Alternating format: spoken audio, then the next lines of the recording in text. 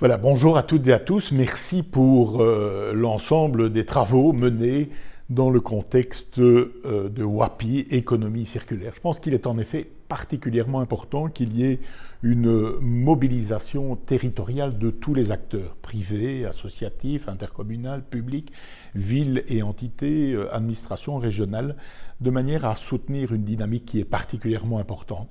Vous le savez, le gouvernement a adopté récemment sa stratégie d'économie circulaire avec une liste extrêmement importante de mesures sur une période de 5 années et une mobilisation budgétaire de près de 220 millions d'euros au total destinés à soutenir l'économie circulaire. Les enjeux sont en effet énormes, tout d'abord en termes bien sûr de préservation de nos ressources, de préservation donc de notre environnement et globalement de notre cadre de vie, mais aussi de création d'emplois. On estime, emplois directs et indirects compris, qu'il y a en Wallonie plus de 56 000 emplois qui ressortissent aujourd'hui de l'économie circulaire.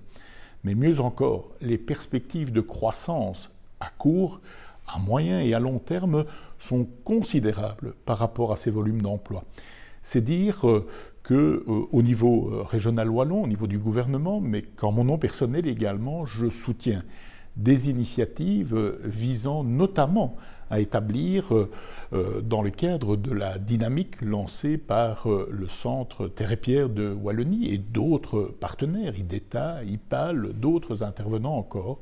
l'idée d'un pôle émergent, je devrais dire plus émergent encore par rapport aux initiatives que j'ai pu d'ailleurs observer récemment sur le terrain de développement de ce centre, vraiment de ce lieu où on va cristalliser un certain nombre de développements autour de l'économie circulaire, autour de Remind, un nom avec lequel il faudra se familiariser, le fait de pouvoir soutenir la circularité des matériaux de construction, des matériaux en général, et on sait à quel point le secteur de la construction est un des secteurs très importants, à la fois en termes de volume, mais en termes de possibilités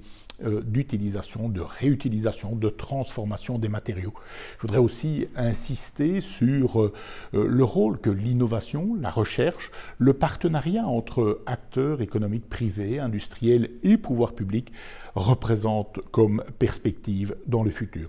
Je voudrais enfin signaler à quel point nous soutenons également la dynamique du Green Deal globalement, mais aussi des achats circulaires au niveau régional wallon. Pas moins de 173 communes ont déjà adhéré à cette démarche wallonne et ont donc fait choix d'intégrer dans leur marché public, dans leurs commandes, une dimension circulaire. Je pense que ces engagements